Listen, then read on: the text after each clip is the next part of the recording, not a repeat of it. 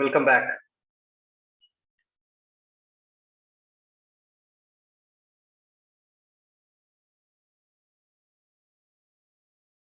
Any reflection so far? May I? Yeah, Joy, please. How would you describe a person suffering with compulsive behavior? What we discussed in the previous session regarding pornography and all. I would like to be more in particular. Like, is the complete human race being capable of falling prey to the compulsive behavior or compulsive disorder, which the psychologists describe as to some people, or give label to some people that they are suffering from compulsive behavior, like substance abuse. I will bring into this one more thing, like substance abuse. I have seen people falling prey to substance abuse. So Yes. what is your opinion regarding, like, we as a complete human race are capable of falling prey to this compulsive disorder, or it depends upon individual to individual, upon their chemical changes? Yes, so to answer that question, that whether the human race itself is capable to falling prey or not, answer is yes. Because we have the most complicated neurological structure. And this neurological structure, what mankind has evolved with, actually lead us to uh, replicate pleasure. You know? So when we understand pleasure and pain, we find that the pleasure and pain are the indicators of conserving energy. But then why some people react differently to some stimuli, like somebody is easily addicted to smoking and somebody is not? That's a layers of conditioning which can happen genetically, which can happen environmental wise, and primarily it is a lifestyle choices. Okay. So all these three domains are there. Like we talk about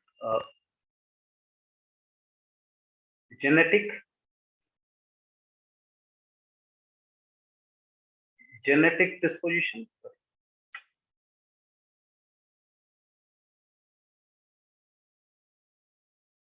environment. Now, when we talk about environment, this is definitely a physical environment we're talking about. What is the meaning of physical environment? We can look into this. And the third factor is lifestyle. So the genetic influence also could be there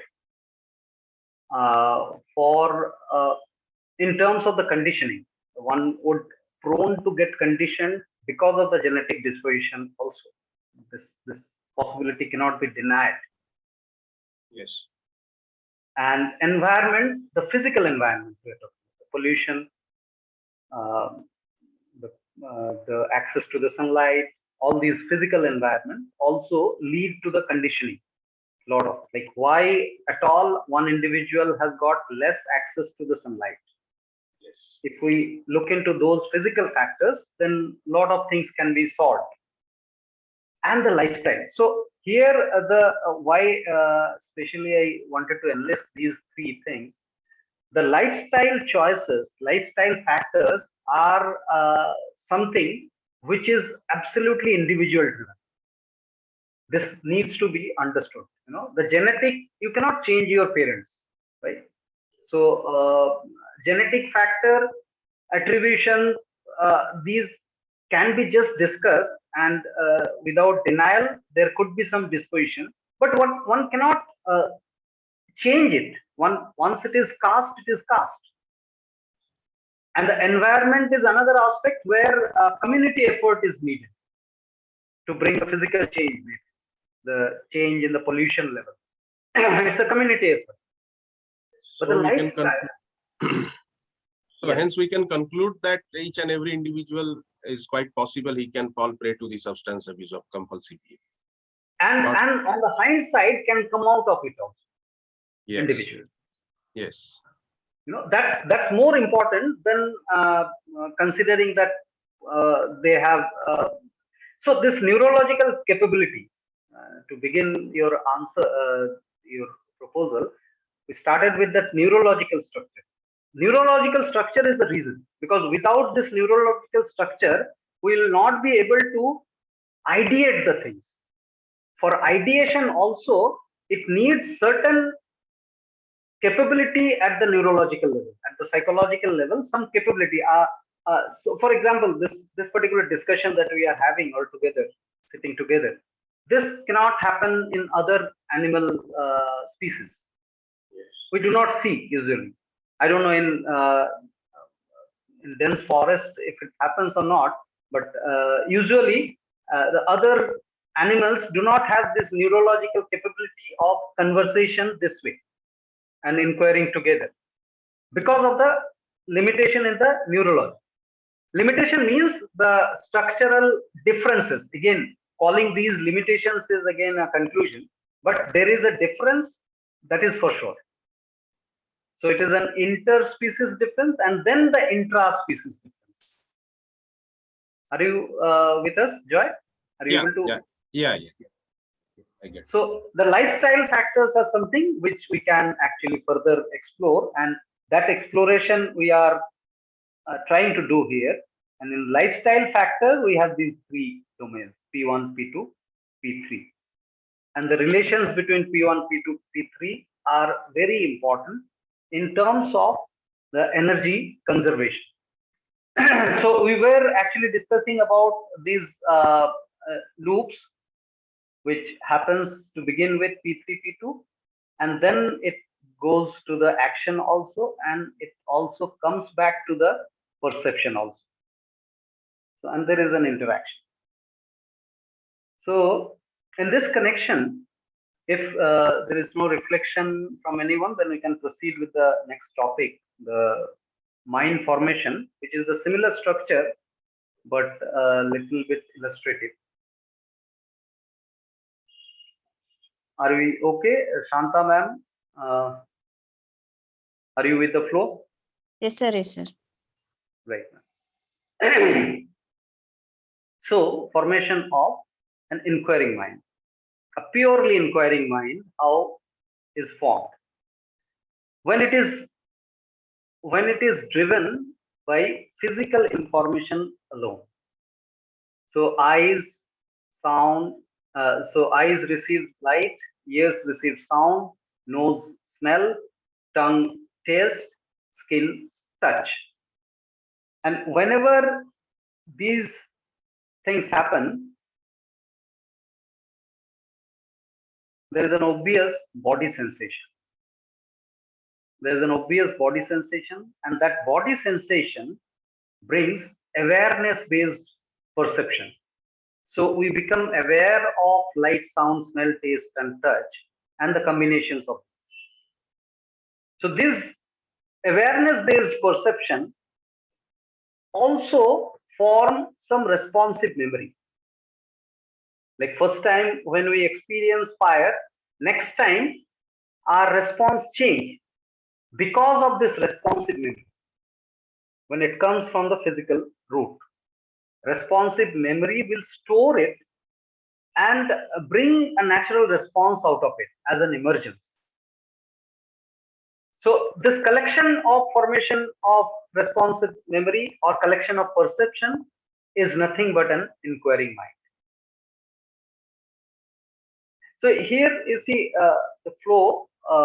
If we observe closely, this particular point is P1, physical point, when the light interacts with eyes and so on.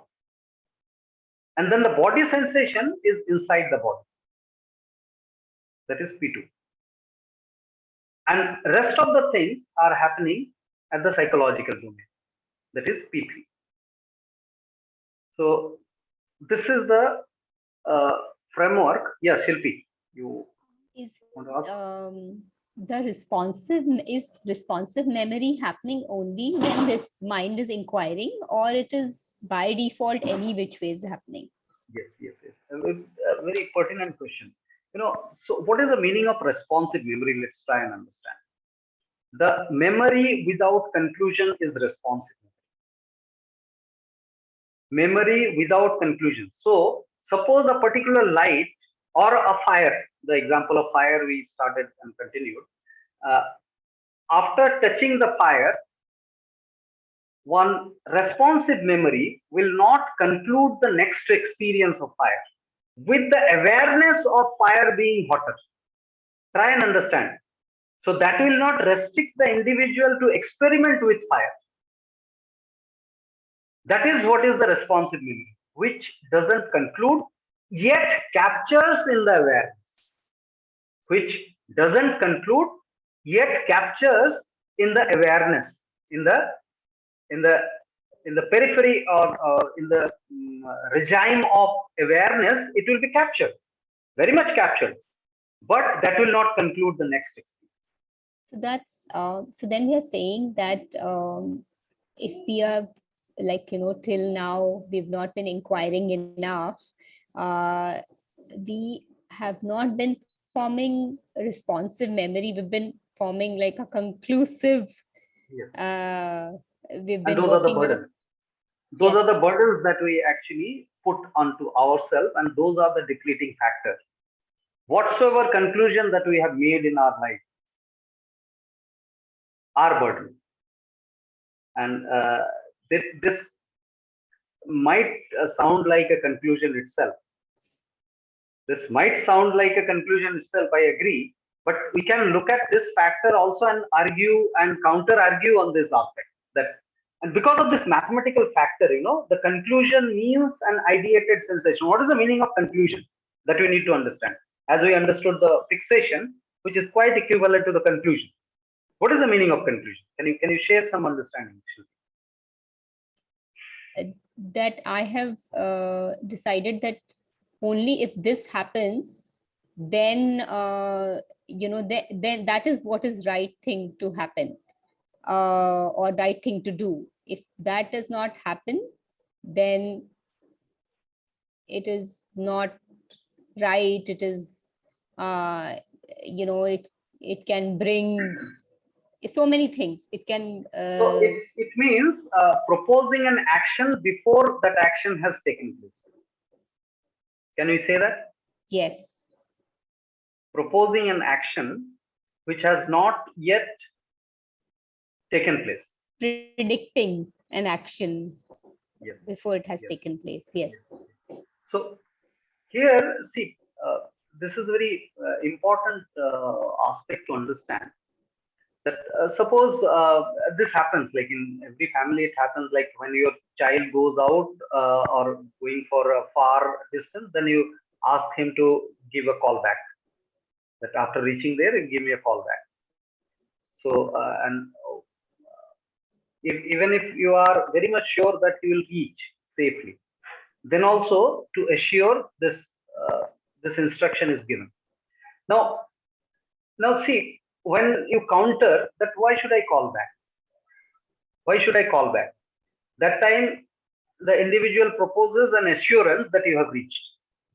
An assurance that you have reached. And why do I need that assurance? Because I have a fear of some quote unquote negative event. Now, what is that particular fear? Now, you might get meet with an accident, or go somewhere else, get kidnapped. Or yeah. Right? So there could be hundreds of possibilities. Now, the moment you conclude any of the possibilities, the fear comes. Try to zoom in the psychological phenomena here.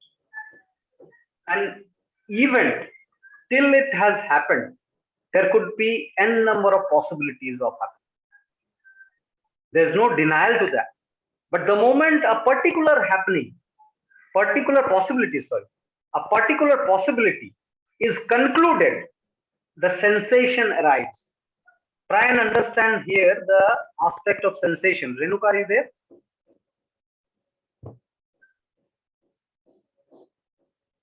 Renuka, are you with us?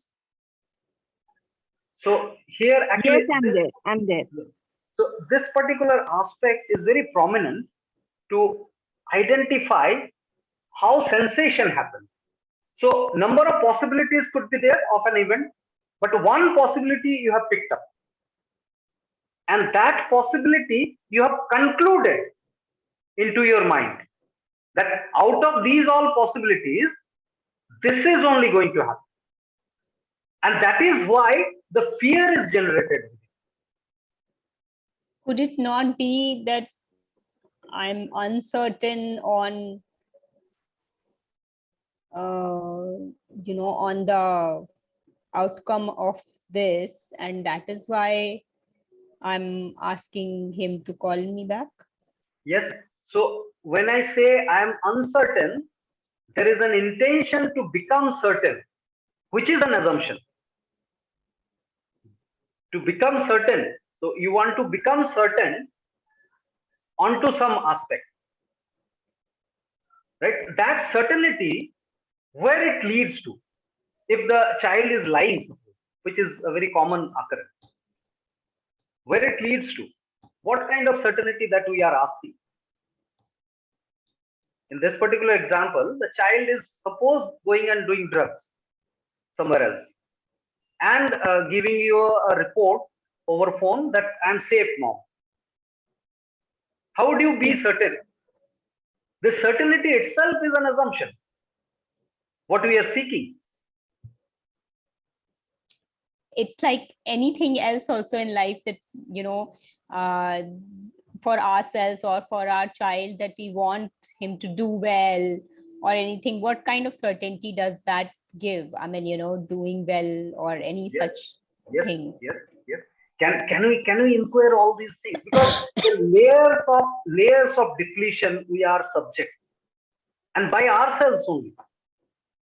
It's not because of the surrounding environment. Because when Joy asked about those three factors we discussed, so I was very particular about terming this environment in the physical aspect. If we talk about mental conditioning, then we are endlessly victim. We are endlessly victim. We cannot ever change if we just give reasons of our psychological state, reasons about, like we start blaming about the psychological environment around. That is why I am like this. So you are irritated. That is why I am irritated. It's a false statement at all, completely. If I'm irritated, then I'm just looking for any reason to get irritated. I'll find the reason for sure. Can we understand this? The aspect And of mental even if the irritation. other person is irritated or in any other mode of expression, if I am inquiring enough, then I can watch that, that being passed on to me, on Yes. whether it can be passed on to me or not. Yeah. So if it is passed on to me, then I am only the driver here. I am the instrument here. Nobody can irritate me unless I am allowing myself to get irritated. I'm not allowing somebody else to irritate me. That's a false statement completely. Are we able to comprehend, Amrit ma'am? Yes, I agree with it completely. Specifically, Right. So, we are learning the Bhagavad Gita. So this has a lot of similarity.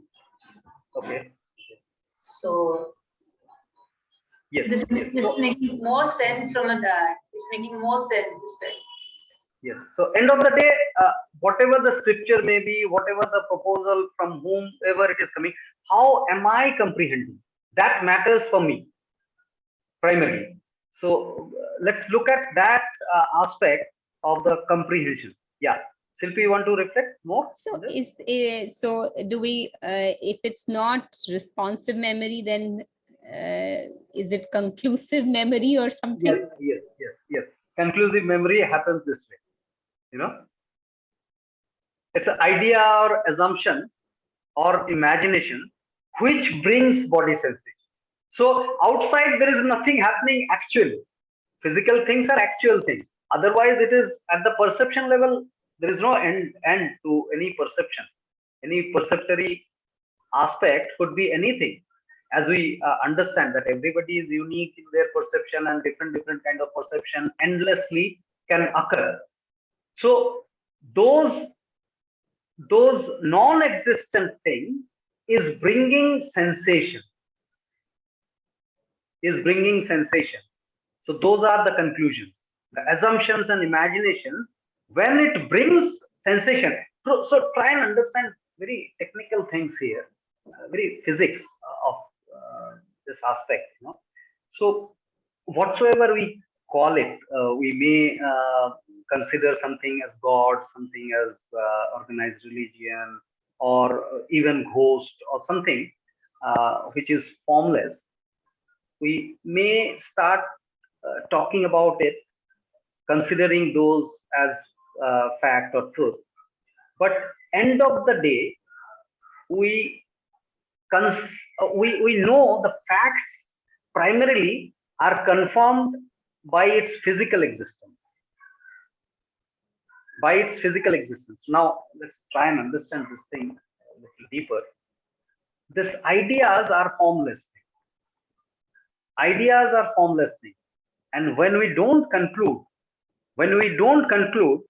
that means we are looking at ideas, any perceptory entity, with inquisition, with non-conclusion, with questions, with a questioning mind. We are looking at it. Now when it brings a body sensation, this is the key. When it brings a body sensation, that means it is bringing some form, physical form. Body sensation means physical form. And this physical form only lead me to believe something. Otherwise, a perception is not believable at all. Not disbelievable also. So we are not going in the direction of disbelief, but the belief is a conclusion. And that necessarily happens when we have a body sensation. And body sensation is a form. But the problem here is, this form is my personal form, and which cannot be claimed as a general form. And the problem that we all lead ourselves into is claiming my belief as a general belief. It should be your belief. Then only it is proposed to be believed. So an idea bringing body sensation, and that body sensation will strengthen the idea further. And then the stagnation of sensation, which is also called conditioning, it happens in loops. It happens in loops. You see, outside there is nothing happening, but internally I am burning myself with my own energy. From idea, the sensation is coming, and sensation is strengthening the same idea, and that idea is bringing the sensation again, and it is happening within completely. So the domain wise, it starts with P3. That P3 may come from someone else, but I accepted it and made it my P3. So when you love a pizza, when you consider that the pizza is my favorite, pizza is a product of somebody else's idea. Pizza otherwise is not tasty. What is there in pizza? Wheat. Wheat is not at all tasty. Spices, that is also rejectable. Spices we cannot consume singly, so it is rejectable. It is because of the combination it becomes a taste out of the idea. Out of the idea of combining only it becomes tasty. So the moment I consider that this is my favorite, that means I am proposing that as my idea. It is no more somebody else's idea. So it is the P3 domain, which is being, so a pizza bringing a sensation is out of idea, is not a physical reason which is bringing me that sensation. Are you able to comprehend this one? Joy? Yeah, Yes, Renuka. Yeah, so if I say that if I keep it in, like if I've stored in my memory that pizza is savory and I liked eating pizza, so would that be responsive and not conclusion, because I am open that Can I've you just repeat that? Renuka, can you Yeah. repeat once yeah, again? so I have stored in my memory that I'm not concluding that pizza is my favorite food, but I'm aware that pizza was savory and I liked pizza. So if I've stored that kind of, You liked that in is, the past. You liked in the past, you were saying. yeah. So I Okay. had liked, and it is savory. It is salt, matlab, it is not sweet, it is savory, and I'd liked. So if that is stored, would you say that is responsive memory and not So what is conclusion? your present condition? Do you consider pizza is your favorite still at this present moment? No, I'm just trying to understand between responsive and conclusion. And so it's like, say, walking on fire. So if I stored that in fire I feel heat, that is awareness that I have. But if I've stored that with fire I burn, then that's a conclusion that I've made. Am I able to make the distinction? Yes, yes. So if you are concluding that with fire I'll get burned, then it's a conclusion. But But if if I, you are bringing a might here, that I might get burned, that's a responsive awareness. okay, okay, yeah. Yeah. So this looping starts with P3, then it's P2, then it's P3, and then P2 again. So it is a P3, P2 loop primarily, which brings action, change in perception from action, all those things we'll explore maybe in the afternoon session. We'll explore further about the different types of actions, different types of sensations, and different types of perception and its impact finally on our health and overall existence. So yeah, so these are two illustration of formation of inquiring mind and non-inquiring mind.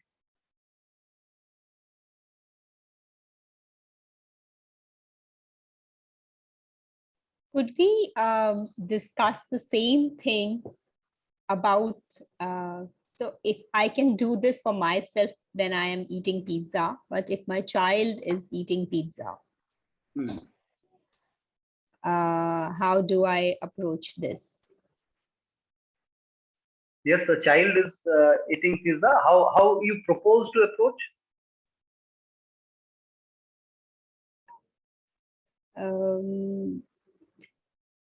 That no, so in a generic sense, it goes like, if I don't understand all this, I approach it from explaining it to him, but it is not, he may or may not be in a state to understand, and then it is about me then. No, yes. So if we can just let me stop the screen sharing so that the screen space will be a little more. Yeah. So now suppose you are looking at your son having pizza. So what is your understanding about it? Are you concluding that having pizza will spoil his health for sure? It's not one thing, it is like, it is also many things, like, one may It be might. eating It more might. frequently. It might. You are saying that it might affect his health. Are you Yes, proposing that that? comes to the mind. Yes. Right. So what is your understanding to have this tentativeness? Because there are so many times that you're doing it and it is not optimal. Mhm. So, And the health, when we talk about health, then the health is an energy factor. Do you have this understanding?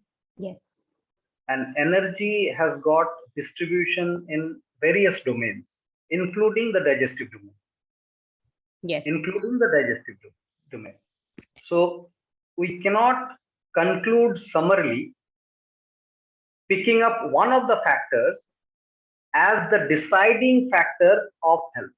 Do we have this depth of understanding? yes. And in fact, I see this, when a pizza or any of these things comes up, I also see that conflict in the conversation leading to energy drain. Yes, yes, yes. So, and why that happens? Because of the approach of enforcement of not allowing someone to have pizza. Yes, That as if the children, my daughter also, I see this response. Like whenever we raise this topic, she is skeptical. Now the things are settling, but uh, overall, I see that as if we are trying to restrict her,